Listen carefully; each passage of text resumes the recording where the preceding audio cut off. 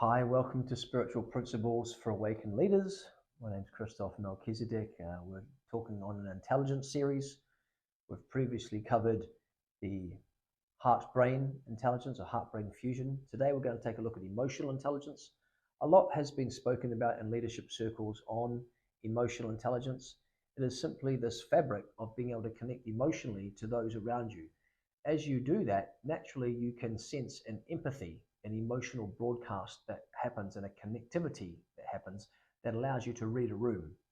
Reading a room is a very important skill when you're conducting business because you can sense and intuit just where people are.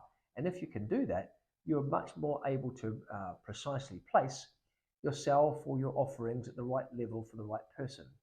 So emotional intelligence is really the glue that kind of binds together your ability to create influence. If you want to be influential, you need to be emotionally intelligent, and that you need to be able to serve people's emotions.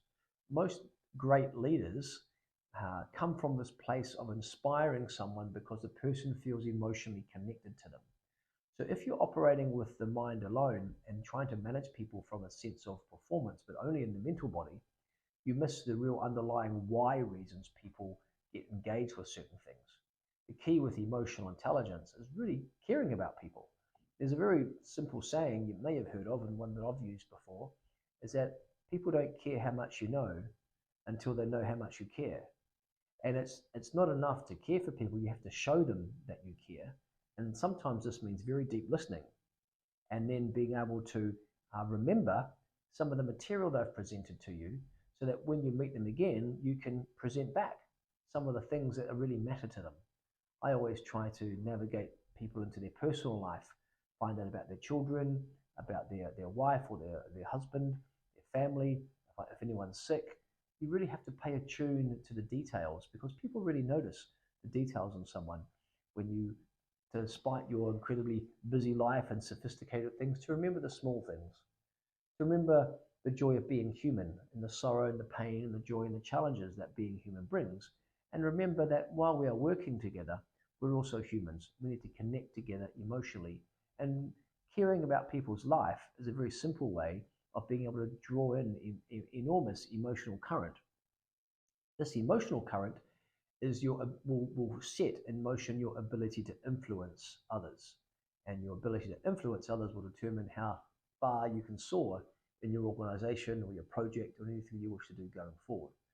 So your emotional intelligence is not just important for your home life, but it's important for your business life, your working life.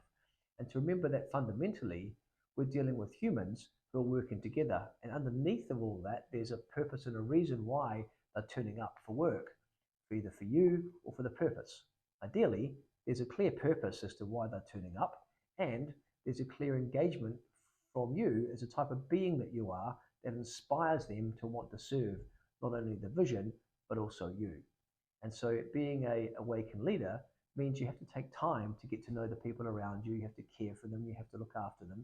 And you have to be able to support them through the trials and tribulations of life. And when you show that you care, then that comes back around to serve you more and more and more. So emotional intelligence being a real glue at the interpersonal relationship levels of being successful as an awakened leader.